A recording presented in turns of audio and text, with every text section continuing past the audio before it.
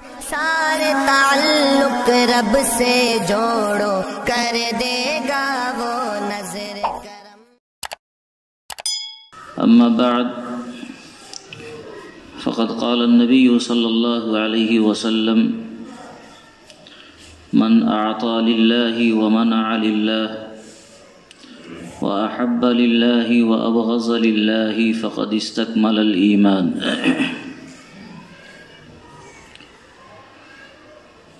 اس حدیث پاک کے تعلق سے کچھ باتیں اس سے قبل عرض کی گئی تھیں کہ اللہ کے رسول صلی اللہ علیہ وسلم نے اس حدیث پاک میں ایمان کامل کی 4 علامتیں بتلائی ہیں، اور بھی علامتیں دیگر احادیث کے اندر بیان کی گئی ہیں۔ اس میں 4 علامتوں کو بیان کیا گیا کہ جو آدمی اللہ کے لیے خرچ کرتا ہے، یا جو آدمی اللہ کے لیے روک لیتا ہے، یا جو شخص اللہ کے لیے محبت کرتا ہے یا اللہ کے لیے دشمنی کرتا ہے، یہ ایمان کامل کی علامت ہے۔ اللہ کے لیے محبت کرنا اور اللہ کے لیے ہی کسی سے نفرت کرنا، یہ بھی ایمان کا حصہ ہے۔ آدمی کسی سے محبت کرے، اللہ کے لیے کرے، جس سے بھی محبت ہو، چاہے وہ تعلق دنیاوی تعلقات میں سے ہو یا اس کا سرے سے کوئی تعلق نہیں ہے اور وہ محبت کرے، جیسے کہ عرض کیا گیا تھا باپ بیٹے کا تعلق ہے، ماں بیٹی کا تعلق ہے، شوہر بیوی کا تعلق ہے، اولاد کا تعلق ہے، بھائی بہنوں کا تعلق ہے۔ یہ تعلقات تو وہ ہیں جس میں کسی نہ کسی درجے میں کوئی رشتہ داری ہوتی ہے، کوئی تعلق ہوتا ہے، اور آدمی اس لیے ان تعلقات کی وجہ سے ایک دوسرے سے محبت کرتا ہے۔ اور بعض اوقات یہ ہوتا ہے کہ آدمی کا سرے سے کوئی تعلق نہیں ہے، کوئی شخص کسی عالم سے محبت کرتا ہے، حالانکہ نہ وہ اس کے کسی خاندان کا ہے، نہ اس کے علاقے کا ہے، وہ عالم ہے، دین کا علم جانتا ہے، کوئی اللہ والا ہے، نیک ہے، اس لیے کسی نے کسی سے محبت کیا، تو ظاہر ہے کہ یہاں دنیا کا کوئی نفع مقصود نہیں ہوتا۔ یہاں مقصود یہی ہوتا ہے کہ ایسے لوگوں سے محبت کر کے کچھ دین کا حصہ ہمیں بھی معلوم ہو جائے، کچھ علم ہمیں بھی آ جائے، اللہ والوں کی صحبت میں بیٹھ کر کچھ اللہ کی یاد ہمیں بھی آ جائے۔ تو ایسے لوگوں سے جو محبت ہوتی ہے یہ تو خالص اللہ کے لیے ہی محبت ہوتی ہے۔ لیکن عام طور سے بعض تعلقات کی بنیاد پر جو محبت ہوتی ہے اس میں رشتے ناطے کا احترام مقصود ہوتا ہے، اور اس میں کہیں نہ کہیں ذہن میں یہ بات ہوتی ہے کہ آدمی کی رشتہ داری ہے، وہ بھائی ہے، وہ فلاں ہے، وہ فلاں ہے، اس لیے محبت کر رہا ہے۔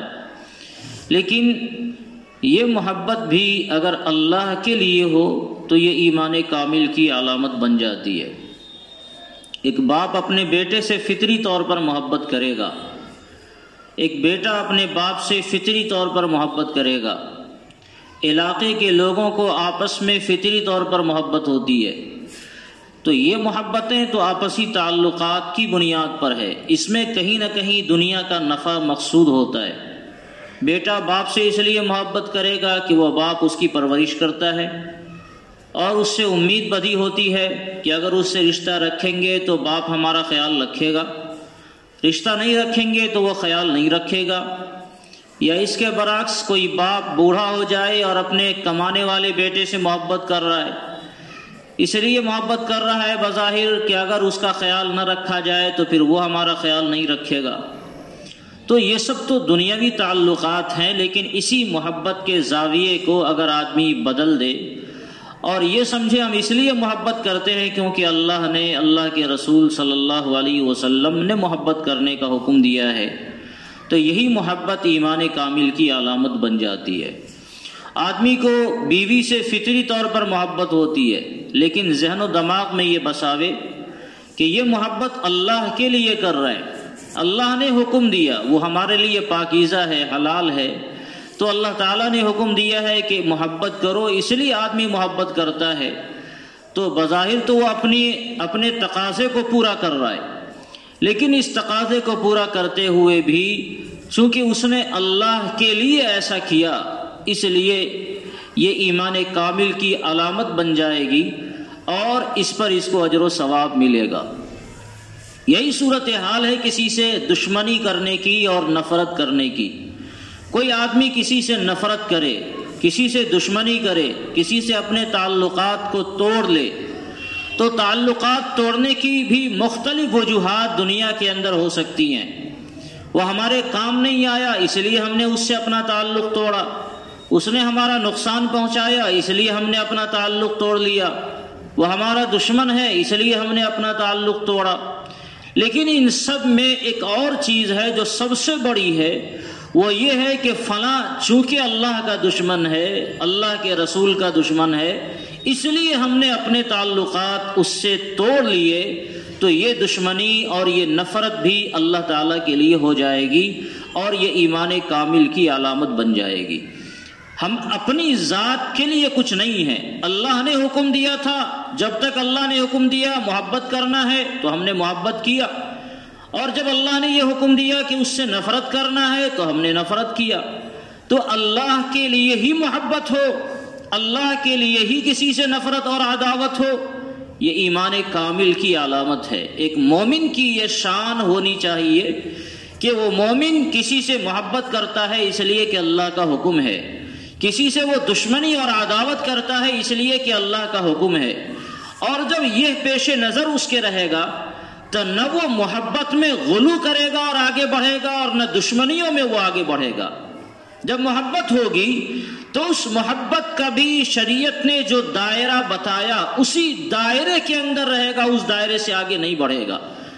ایمان والوں کو آقا نامدار جناب محمد رسول اللہ صلی اللہ علیہ وسلم سے محبت ہوتی ہے، اور آپ علیہ الصلوۃ والسلام سے محبت ایمان کی پہچان ہے۔ جس مومن کے دل میں حضور علیہ السلام کی محبت نہ ہو وہ مومن نہیں ہے۔ لا یؤمن احدکم حتی اکون احب الیہ من والدہ وولدہ والناس اجمعین، یہ آقا صلی اللہ علیہ وسلم نے ارشاد فرمایا ہے کہ آدمی جب تک میری محبت ساری کائنات سے زیادہ اس کے دل میں نہ ہو وہ مومن نہیں ہو سکتا ہے۔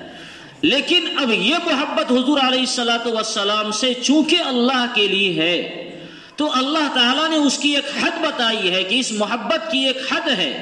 جناب رسول اللہ صلی اللہ علیہ وسلم کے دربار میں بعض مرتبہ صحابہ کرام نے یہ گزارش کی، یا رسول اللہ، عجم کے بادشاہوں کو ان کے حضرات سجدہ کرتے ہیں تو آپ تو اس کے زیادہ لائق ہے کہ ہم آپ کے سامنے سجدہ کریں اور آپ کی سجدہ تعظیمی آپ کے سامنے ادا کر لیں۔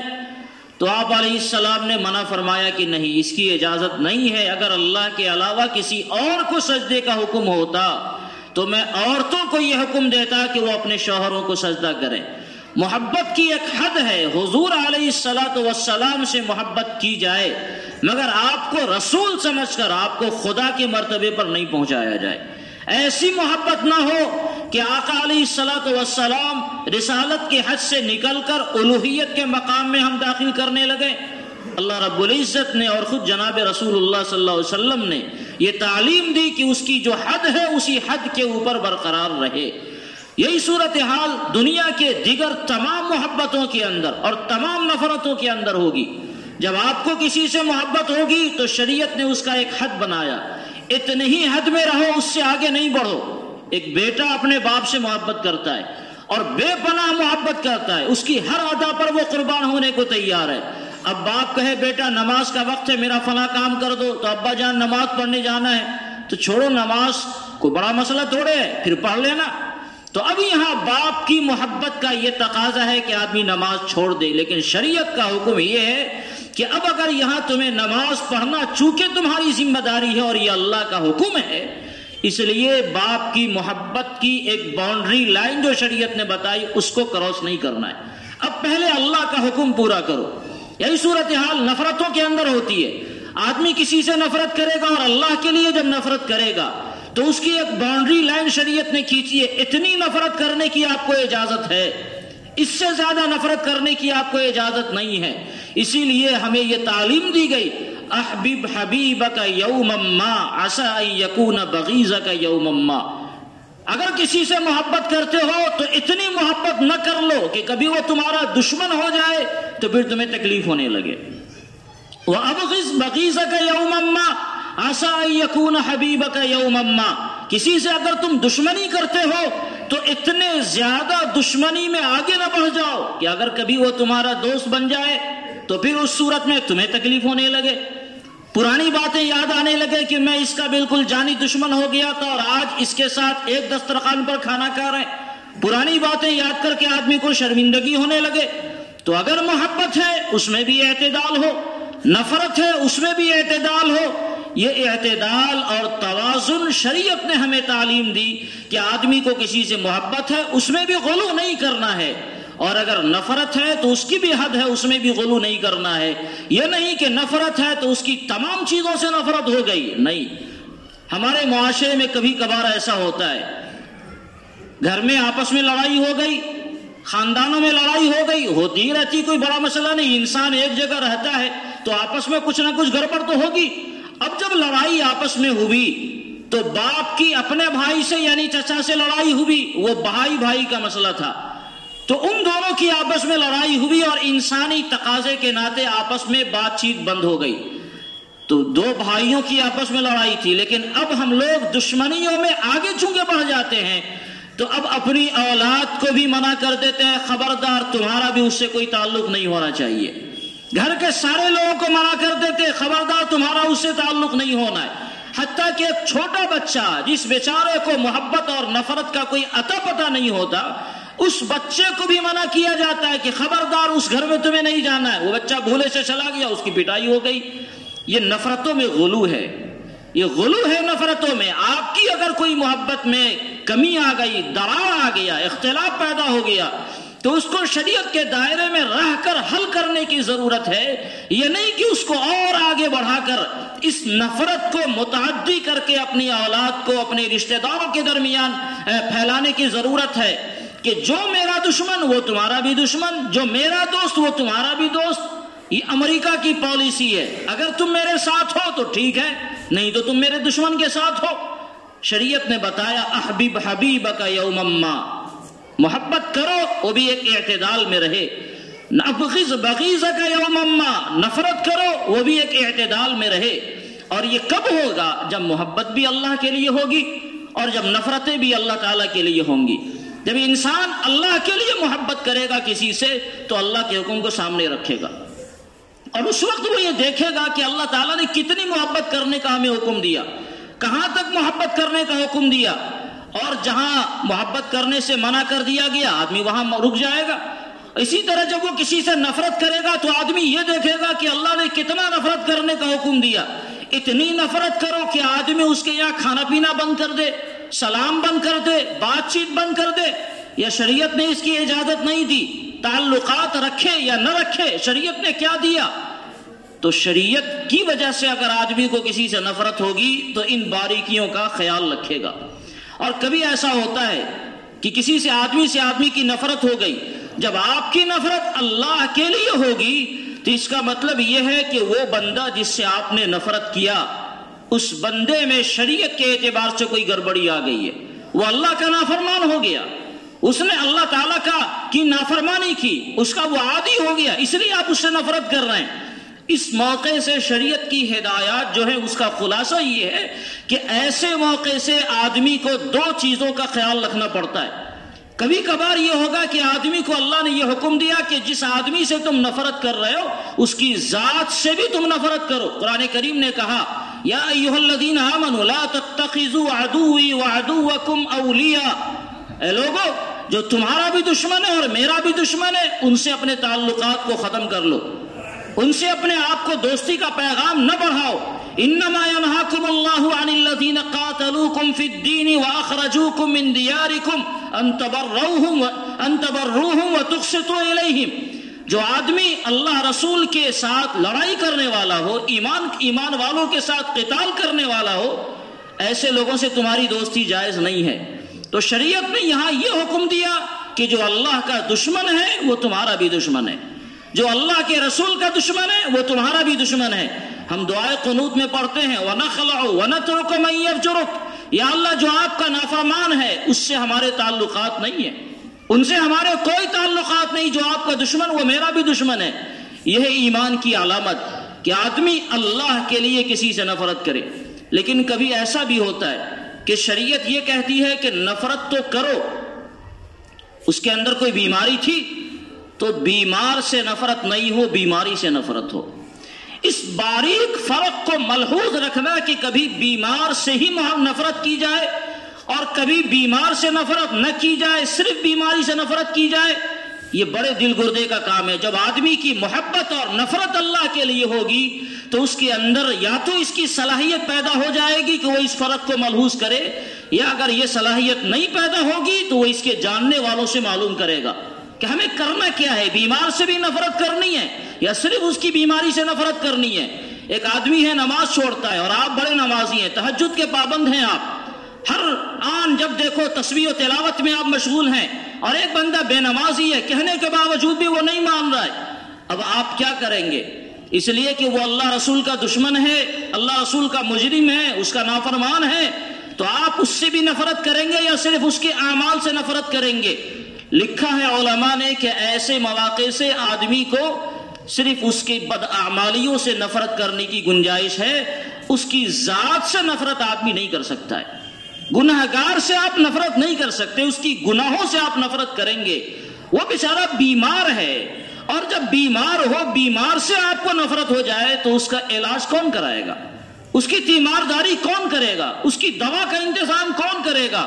معاشرے میں ایک بندہ ہے جس کو نماز روزے سے کوئی مطلب نہیں، جس کو حج زکات سے کوئی مطلب نہیں، جو شرابی ہے، جو کبابی ہے، جو جوا کھیلتا ہے، جو جھوٹ بولتا ہے، اور دنیا جہان کی ساری گندگیاں اس کے اندر موجود ہیں۔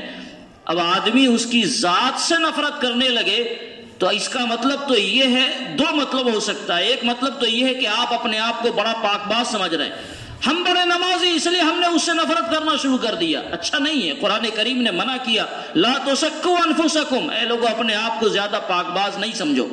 ہو سکتا ہے کہ اس بندے کو اللہ تعالیٰ کبھی توفیق دے دے، وہ بندہ پلٹ جائے، ہاں یہ ہو سکتا ہے کہ اس کی بدعمالی سے آپ کو نفرت ہو، کیونکہ بدعمالی سے نفرت کرنے کا ہمیں شریعت نے حکم دیا ہے۔ شریعت نے کہا کہ گناہوں سے تمہیں نفرت ہونی چاہیے، اس کے اعمال سے، اس کے کرتوتوں سے تمہیں نفرت ہونی چاہیے، لیکن اس نفرت کی بنیاد پر آدمی ان سے تعلقات کو ختم کر لے، اور اس نفرت کی بنیاد پر اس سے اپنے آپ کو علیحدہ کر لے، تو اگر آدمی کسی کو اس طرح علیحدہ کر دے گا تو اس کی اصلاح کی فکر کون کرے گا؟ پھر اس کی اصلاح کی جو شکلیں ہیں وہ شکلیں ختم ہو جائیں گی۔ کسی گناہگار کو بار بار کوئی آدمی ٹارچر کرنا شروع کر دے کہ آپ بڑے گناہگار ہیں، بڑے نافرمان ہیں۔ ہم لوگوں کے اندر عام طور سے اس طرح ہوتا ہے، جب ہم بہت نمازی بن گئے، کبھی ہم نے چلہ لگا لیا، کبھی ہمارا وقت اللہ کی راہوں میں گزر گیا، یا کبھی ہم نے کوئی اور ایسا کام کر لیا جس پر مداومت ہو گئی، تو ہم سمجھتے ہیں کہ ہمارے علاوہ سب ایسے ہی ہے، ہم سمجھتے ہیں کہ ہمارے علاوہ باقی سب گناہگار ہیں۔ کسے کیا پتا کہ اللہ تعالیٰ کے یہاں کس کی کون سی ادا پسند آ جائے وہ اللہ کے یہاں مقبول ہو جائے؟ کون جانتا ہے؟ رب ذوالجلال کے یہاں ایک بندہ دوسرے بندے کو نفرت کی نگاہوں سے دیکھ رہا تھا، اسے سمجھا رہا تھا بار بار، بھائی اللہ کے لیے تم نماز پڑھو، نماز پڑھو، نماز پڑھو، اور وہ بیچارہ ہمیشہ کہہ رہا تھا مجھے میرے حال پر چھوڑ دو، مجھے میرے حال پر چھوڑ دو۔ ایک مرتبہ یہ غصے میں آ کر کہا کہ تم نماز نہیں پڑھتے ہو، اللہ تعالیٰ تمہاری مغفرت نہیں کریں گے، تم کبھی جنت میں نہیں جا سکتے ہو۔ اس کی زبان سے نکلا ہوا یہ جملہ اللہ کو ناپسند آ گیا، اور جب یہ دونوں اللہ کے دربار میں گئے تو اللہ تعالیٰ نے اس بندے کو، جس بندے نے کہا تھا مجھے میرے حال پر چھوڑ دو، میرا معاملہ اللہ کا معاملہ ہے، نہ جانے اس نے کون سا عمل کر رکھا تھا، اللہ تعالیٰ نے اس کی مغفرت کر دی۔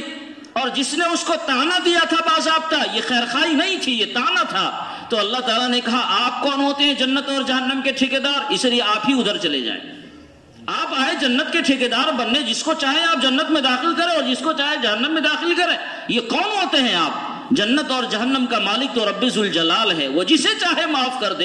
ایک بندہ پوری زندگی اللہ کی نافرمانی میں مبتلا ہو اور اللہ چاہے اس کی مغفرت کر دے، کون ہوتا ہے اس کا ہاتھ روکنے والا؟ تو آدمی کو نفرت ہو اللہ کے لیے ہو، یہ ایمان کامل کی علامت ہے۔ اور اسی لیے جب بیمار میں وہ بیماری ختم ہو جاتی ہے تو وہ بیمار بھی تندرست ہو جاتا ہے۔ جو بدعمال، اس کی بدعمالیوں کی وجہ سے، اس کی بدعمالی سے ہمیں نفرت ہے، جب اس کی وہ بدعمالی ختم ہو جائے تو وہ ہمارے گلے لگانے کے اب لائق ہو گیا۔ جہاں پہ رسول اللہ صلی اللہ علیہ وسلم کو بڑی شدید تکلیف پہنچی تھی ایک مرتبہ، جب آپ کے چچا کو قتل کیا گیا اور مسلح بنایا گیا، اور قتل کرانے والی خاتون نے اس کا کلیجہ نکال کر کچا کلیجہ چبایا تھا، کیا بیتی ہوگی آقا صلی اللہ علیہ وسلم پر۔ لیکن اللہ تعالیٰ کی مرضی تھی، اللہ کا فیصلہ تھا، اس خاتون کی قسمت میں ایمان لکھا ہوا تھا، حضرت ہندہ، جس کو آج ہم رضی اللہ تعالیٰ عنہا کہتے ہیں اور انہیں اپنے سروں پر بٹھانے کے قابل سمجھتے ہیں۔ اور جو قاتل تھا وحشی غلام، وہ بھی ایمان قبول کر لیا۔ اب یہ دونوں سینوں سے لگائے جانے کے لائق ہو گئے۔ کہاں یہ تھی کہ اس نے حضور علیہ السلام کو بے پناہ تکلیف پہنچائی تھی، اور کہاں یہ ہے کہ جب وہ ایمان لے آئے تو اب ساری دنیا کے سارے مسلمان اس بات پر مجبور ہیں کہ جب ان کا نام لیں تو احترام کے ساتھ نام لیں، ان سے محبت کا اظہار کریں، ان کے ناموں کے ساتھ رضی اللہ عنہ اور رضی اللہ عنہا کا کہ القاب لگامیں، اور یہ اعلان کریں کہ ان کے اس عمل کے باوجود بھی ایمان کی بنیاد پر اللہ تعالیٰ نے ان کی مغفرت فرما دی۔ یہ ہے ایک مرتبہ جناب حضرت فاروق اعظم رضی اللہ تعالیٰ عنہ مسجد نبوی سے گزر رہے تھے، اور وہیں پر حضرت عباس رضی اللہ تعالیٰ عنہ کا مکان بغل میں تھا۔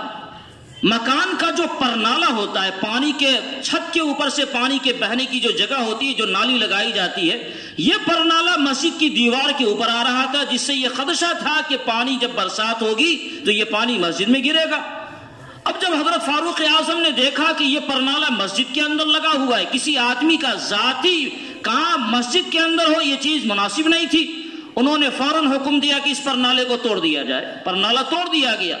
ان کی نگاہ میں یہ تھا کہ یہ کام غلط تھا، شریعت کے خلاف تھا، اس لیے کام کو ہٹا دیا گیا تاکہ مسجد نبوی کا استعمال غلط انداز میں نہیں ہو۔ اب جب حضرت عباس رضی اللہ تعالیٰ عنہ تشریف لائے، انہوں نے یہ دیکھا کہ بھئی ہمارا پرنالہ توڑ دیا گیا۔ معلوم کیا کس نے توڑا، تم پہ پتا چلا حضرت فاروق اعظم نے توڑا ہے۔ ان کے پاس گئے کہ حضرت آپ نے میرے گھر کا پرنالہ توڑ دیا۔ کہا ہاں توڑ دیا، اس لیے کہ وہ مسجد میں گر رہا تھا، مسجد کو آپ ملوث کرو گے؟ تو کہا آپ کو پتہ بھی ہے کہ اس پرنالے کو کس نے لگایا تھا؟ کہا مجھے نہیں معلوم۔ کہا جناب رسول اللہ صلی اللہ علیہ وسلم نے اپنے دست مبارک سے اس پرنالے کو لگایا تھا۔ اور جب یہ بات آئی کہ حضور علیہ السلام نے خود لگایا، جب اللہ اور اللہ کا رسول ہی خود کر دے تب پھر کسی کو کیا مجال کہ بھائی کوئی لب کشائی کرے؟ تو حضرت عمر فاروق تو بے چین ہو گئے اور کہا حضرت عباس سے کہ میں زمین کے اوپر لیٹتا ہوں، آپ میرے بدن پر چڑھ کر اس پرنالے کو اپنے ہاتھ سے لگائیں۔ اور وہ بیچارے گڑگڑانے لگے کہ ایسا نہ کرے، میں لگوا لوں گا۔ کہا نہیں، عمر کی کیا مجال کہ حضور علیہ السلام نے ایک پرنالہ لگایا اور عمر اس کو توڑ دے، تو میں جھکتا ہوں زمین کے اوپر، جس طرح بچہ مرغا بنتا ہے زمین کے اوپر یہ اپنے آپ کو بوجھ ڈالتا، اس طرح حضرت عمر فاروق ہوئے اور پھر حضرت عباس رضی اللہ تعالیٰ عنہ ان کے بدن پر چڑھ کر اس پرنالے کو لگایا۔ اور آپ کو حیرت ہوگی کہ شاید آج تک وہ پرنالہ ہٹانے کی کسی کو ہمت نہیں ہوئی، کیونکہ حضور علیہ السلام کے ہاتھوں کا لگایا ہوا ہے۔ تو ایسا ہوتا ہے جب انہیں یہ اندازہ ہوا کہ یہ کام شریعت کے خلاف تھا، اس پر نکیر فرمائی، اور جہاں پتا چلا کہ یہ کام شریعت کے خلاف تو نہیں تھا، خود صاحب شریعت نے یہ اس کام کا حکم دیا تھا، تو اب ساری نفرتیں ختم ہو گئی۔ وہ نفرتیں عداوت میں نہیں بلکہ محبتوں میں ایسی بدلی کہ اب اس کا اندازہ نہیں۔ بچپن کی کتابوں میں ہم لوگوں نے پڑھا تھا، آپ نے بھی پڑھا ہوگا، حضرت علی مرتضیٰ رضی اللہ تعالیٰ عنہ، ایک کافر کی ان سے لڑائی ہو گئی، اور جب کافر کی لڑائی ہوئی تو پھر انہوں نے کافر کو پٹک دیا۔ اب اس نے کیا کیا، اس بدماش نے نیچے سے حضرت علی رضی اللہ تعالیٰ عنہ کے منہ پر تھوک مار دیا۔ جب تھوک مارا تو فطری طور پر اب کیا ہونا چاہیے تھا، اب یہ ہونا چاہیے کہ اس کی اور کٹائی پٹائی ہو، اس لیے کہ ایک کام تو اس نے پہلے ہی سے دشمنی کا اظہار کیا تھا، حضور علیہ السلام کے شان اقدس میں نازبہ کلمات کہے تھے، اور پھر دوبارہ یہ ہوا کہ اس نے منہ پر تھوک دیا، تو غصے کا اظہار تو مزید ہونا چاہیے تھا۔ پہلے اگر دو چار مکہ رسید کرتے تو اب اس کی گردن اتار دینی چاہیے، لیکن جیسے ہی تھوکا حضرت علی رضی اللہ تعالیٰ عنہ اس کے بدن سے اتر گئے۔ لوگوں نے پوچھا آپ نے یہ کیا کیا؟ جب آپ کو موقع ملا اسے مارنے کا تو آپ اور زیادہ مارتے ہو، پلس اس نے آپ کو مزید نقصان پہنچایا تو اور زیادہ آپ کو مارنا چاہیے. تو ایسے موقع سے تو آپ کو اور ان کو مارنا چاہیے تھا، آپ یہ کیا کہ اس نے چھوڑ دیا. تو حضرت علی رضی اللہ تعالیٰ عنہ نے ارشاد فرمایا، جو ہم سب کو یاد رکھنے کی چیز ہے، حضرت علی نے ارشاد فرمایا کہ پہلے جو میں نے ان سے لڑائی کی تھی اس لیے کہ اس نے نبی اکرم صلی اللہ علیہ وسلم کی شان میں گستاخانہ کلمات کہے تھے. میری اس سے لڑائی اللہ کے لیے تھی، لیکن جب اس نے میرے منہ پر تھوکا ہے تو منہ پر تھوکنے کی وجہ سے مجھے فطری طور پر غصہ آیا. اب اگر میں اس کو مارتا تو یہ لڑائی اللہ کے لیے نہیں ہوتی، اپنی ذات کے لیے ہوتی، اس لیے میں نے اسے چھوڑ دیا. یہ شریعت نے ایک معیار ہمیں دیا، یہ معیار ہے شریعت کا کہ آدمی کسی سے محبت بھی کرے تو اللہ کے لیے کرے اور نفرت بھی کرے تو اللہ کے لیے کرے. اسی لیے شریعت کا یہ حکم ہے. حضرت مولانا شبیر عثمانی رحمۃ اللہ علیہ شیخ الاسلام کہے جاتے ہیں، وہ بڑے محدث بھی ہیں، مسلم شریف کی انہوں نے شرح لکھی اور ہرے رنگ کا جو کلام پاک آپ نے دیکھا اس کا حاشیہ انہوں نے لکھا ہے، تفسیر عثمانی کے نام سے وہ جانا جاتا ہے.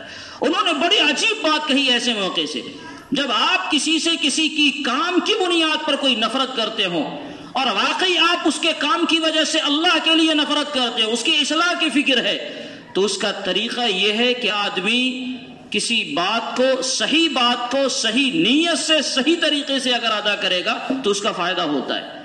آپ نے دیکھا کہ فلاں آدمی نماز نہیں پڑھ رہا اور ہوٹل میں بیٹھا ہوا ہے، اب گئے تیش میں آ کر آپ بڑے نمازی ہیں، کہا صاحب آپ کو شرم نہیں آتی، مسجد سامنے اور ہوٹل میں بیٹھ کے آپ نماز پڑھ رہے، تو بندہ کیا جواب دے گا؟ جائیے بڑے نمازی ہو گئے، آپ اپنی نماز پڑھیے، مجھے میرے حال پر چھوڑ دیجیے. لیکن اگر آپ صحیح بات کو، یہ بات تو صحیح تھی، اسے منع کیا، آپ نے صحیح ٹوکا، وہ بندہ نماز نہیں پڑھ رہا ہے، یہ جرم کیا اور آپ نے ٹوکا تو صحیح ٹوکا، لیکن صحیح بات کو آپ نے غلط انداز سے پہنچایا. یہی صحیح بات صحیح نیت سے صحیح انداز سے اگر کیا جاتا، اسے خیرخواہی کے ساتھ کہا جاتا، اس کی داڑھی پکڑی جاتی، اسے خوشامد کیا جاتا کہ بھائی یہ بات مناسب نہیں ہے، ایک ایمان والا مسجد سامنے ہے اور نماز ہو رہی ہے مسجد میں اور آپ باہر بیٹھے ہوئے ہیں، اور اخلاص کے ساتھ ہمارا مقصد یہ ہے کہ ہم اس کی اصلاح کی فکر کریں، ہم اس سے دشمنی نکالنے کا کوئی راستہ نہیں اپنا رہے ہیں. اگر یہ کرے تو یقینی طور پر یہ بات اس کے ذہن و دماغ میں اثر انداز ہو جائے گی. حضرت امام اعظم ابو حنیفہ رحمۃ اللہ علیہ کے بارے میں آتا ہے، وہ شروع زمانے میں مناظرہ کیا کرتے تھے جو لوگ مرجیہ، اور اس زمانے میں بڑے عجیب فتنے تھے، کرامیہ کا، معتزلہ کا، مرجیہ کا. اب تو یہ فتنے کتابوں میں اس کے صرف نام رہ گئے، دنیا جانتی بھی نہیں ہے، لیکن اس زمانے میں بڑا فتنہ تھا ان حضرات کا، اور مختلف مسائل کو لے کر لوگ ہمیشہ مناظرہ کیا کرتے تھے. تو حضرت امام اعظم ابو حنیفہ رحمۃ اللہ علیہ بھی مناظرہ فرماتے تھے شروع میں، بعد میں آپ نے چھوڑ دیا. لوگوں نے، ان کے شاگردوں نے ان سے اجازت چاہی کہ حضرت ہم بھی مناظرہ کرنا چاہتے ہیں، تو آپ نے منع فرما دیا، آپ کو اس کی اجازت نہیں ہے. تو ظاہر ہے فطری طور پر کوئی بھی کہے گا آپ کرے تو بڑا اچھا اور ہم کہیں تو بڑا خراب. وہ جو بات آتی ہے نہیں کہ مولوی صاحب اگر کرے تو بہت اچھا، دوسرا کرے تو بڑا خراب، تو وہی مسئلہ پیدا وہاں بھی ہوا کہ آپ کر رہے ہیں خود اور ہمیں منع کر رہے ہیں.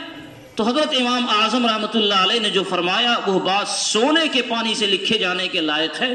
آپ نے فرمایا کہ میں اس سے اس لیے مناظرہ کرتا ہوں تاکہ وہ حق بات کو قبول کر لے، اور تم اس لیے مناظرہ کرو گے کہ تمہارا علم اس کے اوپر روب کے ساتھ غالب آ جائے، تم غالب آ جاؤ.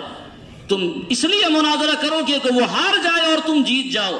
اور میرا مقصد ہارنا اور جیتنا نہیں ہوتا ہے، میں سمجھتا ہوں کہ جو میں سمجھ رہا ہوں وہ حق ہے اور جو وہ سمجھ رہا ہے وہ غلط ہے، تو میرا مقصد یہ ہے کہ وہ بندہ حق بات کو قبول کر لے، اس لیے میں مناظرہ کر رہا ہوں.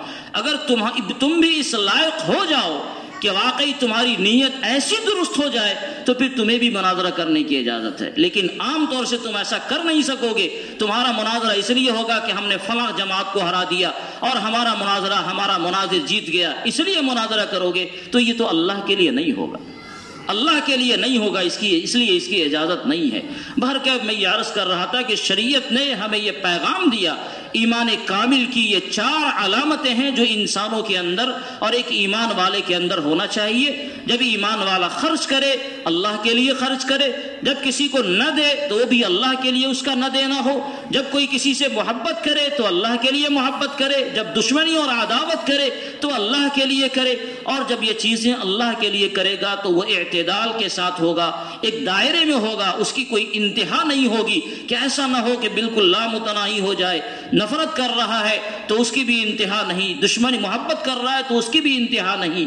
جس بندے میں یہ چار باتیں موجود ہوں، حضور علیہ الصلوۃ والسلام نے ارشاد فرمایا کہ اس کا مطلب وہ بندہ کامل مومن ہے۔ آپ کے کامل مومن کی ہونے کی بشارت زبان رسالت صلی اللہ علیہ وسلم سے سنائی گئی ہے۔ اللہ تعالیٰ یہ علامات اور یہ صفات ہم تمام ایمان والوں میں جمع فرماوے۔ آمین۔ وآخر دعوانا ان الحمد للہ رب العالمین۔